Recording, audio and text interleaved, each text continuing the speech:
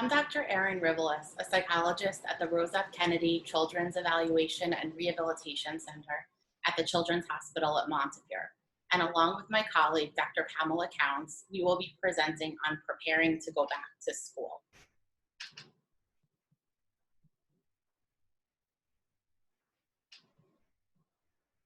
Change can be difficult for many children and families. Depending upon you or your child's school experience last year, this may be a transition as schools return to in-person learning. This may bring up many questions, concerns, and anxieties for children and parents. Taking some time over the next month to plan will be important in supporting children through this transition. As Dr. Rivelis mentioned, any big changes in routine can lead to many big emotions. These emotions may be different for each individual. It's important to pay attention to any of the following signs, such as an increase in headaches, stomach aches, acting out behaviors, negative self-statements, low motivation, decrease in interest in doing fun activities. Let your child know you have seen the change and want to understand and help them. Help them identify what they're feeling and describe it in whatever language is comfortable for them. They can even draw a picture of how they feel and where in their body they feel it.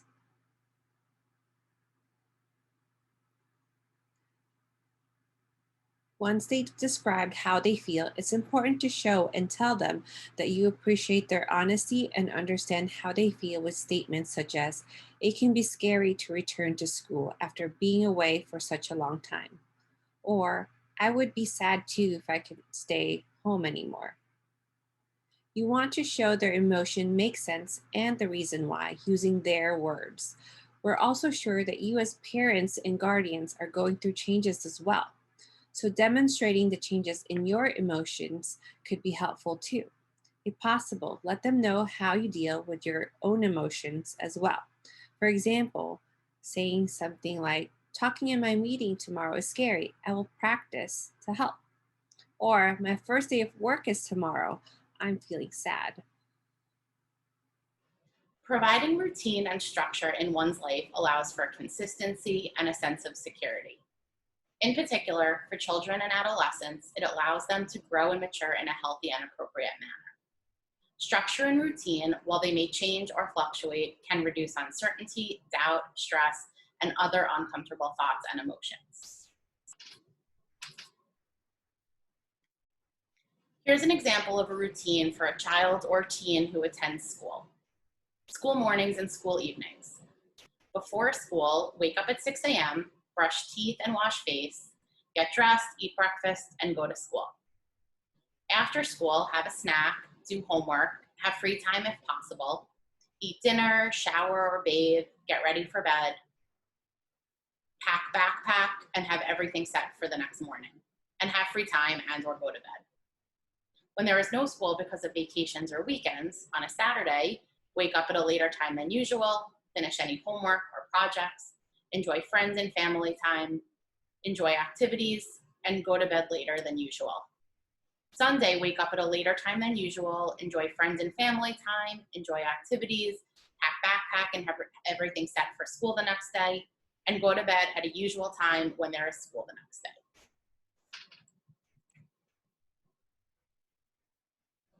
Learning many coping skills is important so that one can know what works and what does not work for them. When feeling intense emotions of any kind, positive, for example, happy or excited, or uncomfortable, for example, sadness, fear, anger, etc., utilizing coping skills can help control the emotion in a more manageable way. For example, some coping skills include building with Legos, deep breathing, using a stress ball, dancing or laughing, journaling or writing, running, listening to music, playing video games, taking a break for a moment for yourself, and coloring or drawing. Establishing and maintaining friendships is an important developmental milestone for school-aged children and adolescents.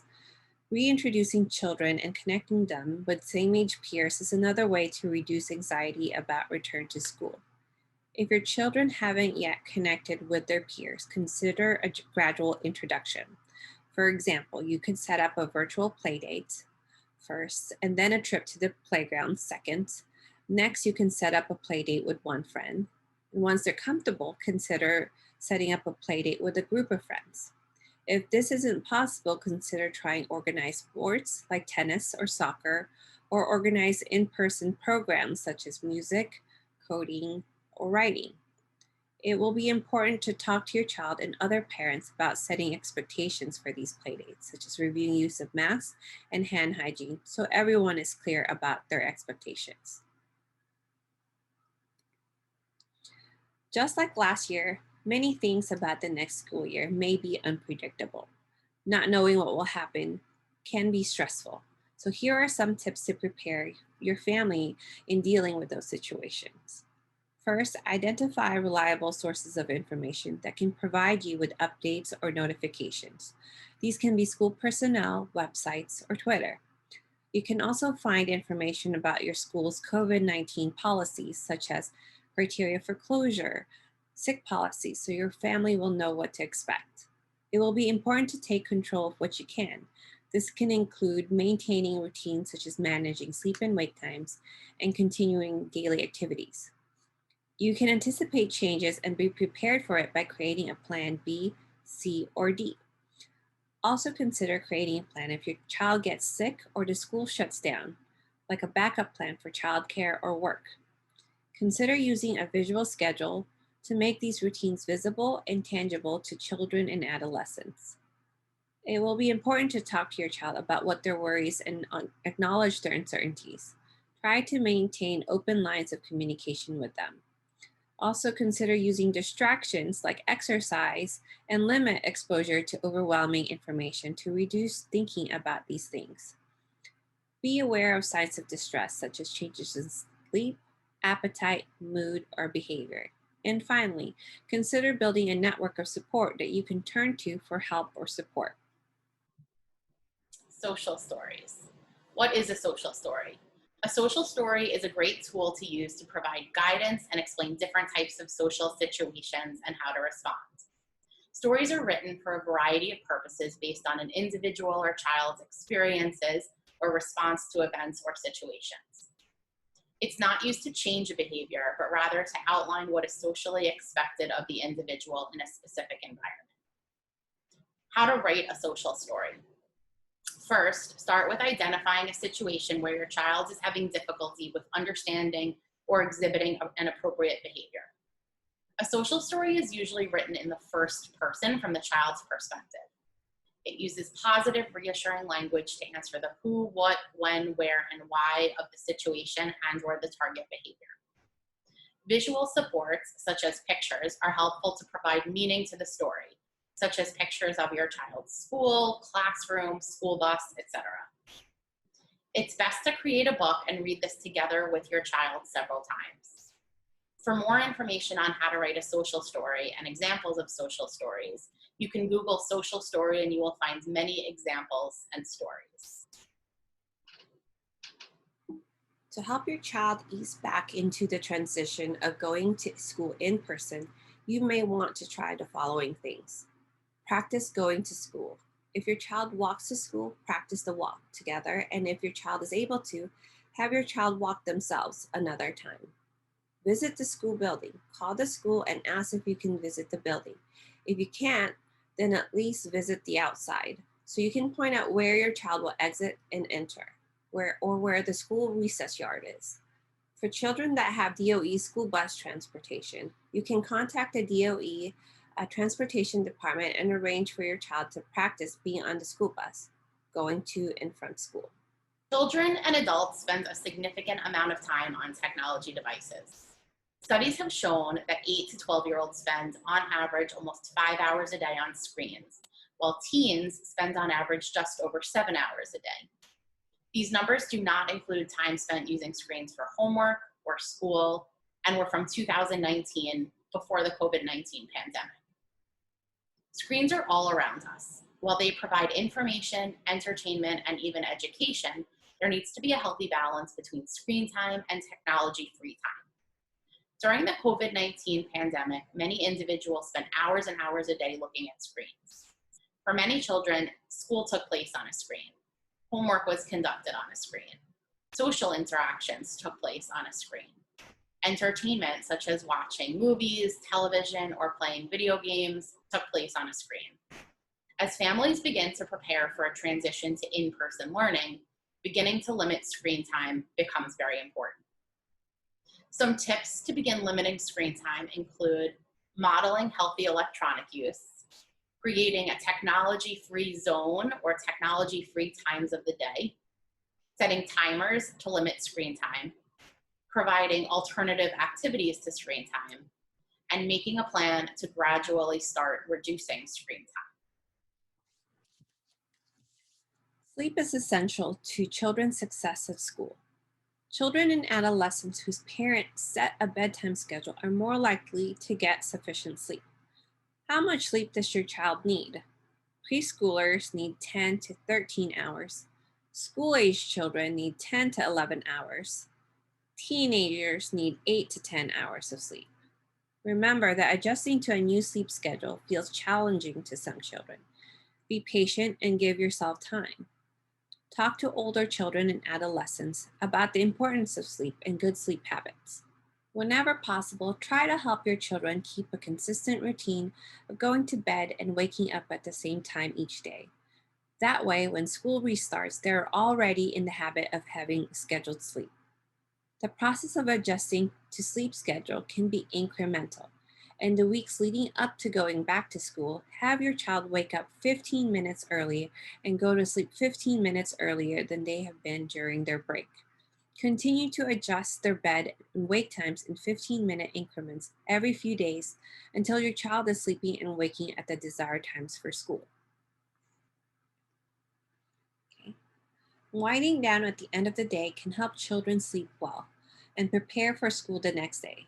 Consider relaxing activities such as taking a warm bath and shower, brushing teeth and washing up, cuddling with a parent, singing lullabies, reading with a parent or individually, journaling, meditating. In addition to a structured sleep schedule and bedtime routine, sleep hygiene is essential for helping children sleep well. Sleep hygiene addresses both daytime habits and nighttime must-haves to ensure sleep quality. Back to school sleep hygiene tips include limit napping, avoid caffeine, exercise promotes sleep and reduce stress, keep the room dark, cool, and quiet, limit screen time. To avoid potential sleeping difficulties, encourage children to avoid the following an hour before bedtime: TVs, computers, and laptops, cell phones, handheld video games, and other electronics. A new school year is the perfect time to get back in a healthy routine. Inadequate eating habits can make kids feel unfocused at school and overly hungry after school. So here are some tips to help with creating a healthy diet. First, make breakfast a priority. Eating a healthy breakfast is a good way to start the day. To encourage your kids to fuel up before school, sit down and eat with them. The act of eating breakfast together models that breakfast is important. If a rushed morning routine keeps you from sitting down for breakfast, set aside 10 to 15 extra minutes to eat. Plan tomorrow's breakfast the night before to save time in the morning for preparation. A balanced breakfast doesn't have to be an elaborate hot meal. Include foods that are high in fiber and protein and low in sugar. Some examples include whole grain toast with eggs, unsweetened whole grain cereal with berries, and low-fat milk. Another thing is eating a nutritious lunch. Ask your child how they eat at school and pack a healthy lunch if your child does not care for the food choices the school offers. Pack lunches the night before if mornings are hectic, and include your children in preparation of healthy lunches. Include whole foods such as apples instead of juices. Try to include vegetables, including baby carrots or celery. Choose whole grain breads for sandwiches. Pack whatever to encourage your child to drink more water instead of sugar-sweetened beverages. Many schools offer free or reduced lunch for those who qualify. Planning snacks for after school. Have a nutritious snack ready for after school. Find the right size snack to help them come to dinner hungry, but not starving, such as fruits, vegetables, and yogurt. A snack should be enough to satiate their hunger without spoiling their appetite for dinner. Make time for dinner. Sit down as a family to have dinner if possible. If after school hours are hectic with activities, save time by prepping meals for the week over the weekend. Freeze meals and reheat for quick, healthy dinners. Avoid eating meals and snacks in front of the television to avoid overeating. Prepare meals together with your kids to increase their acceptance of new foods. There are many things families can do to help make the transition back to in-person learning this coming school year. Validate your children's feelings. Help them cope with their emotions and model healthy coping skills for them. Plan ahead for the transition back. Set up outdoor play dates. Take your child to visit their school. Write stories and draw pictures about what school might look like in the fall. Get back on schedule. Make sure your child is getting enough sleep each night and eating healthy. Be patient and don't expect any changes overnight. Be flexible and kind to yourself if not everything goes as planned. And make sure to enjoy the rest of the summer. If you have any concerns that your child may need more support emotionally or academically, these are a few helpful resources.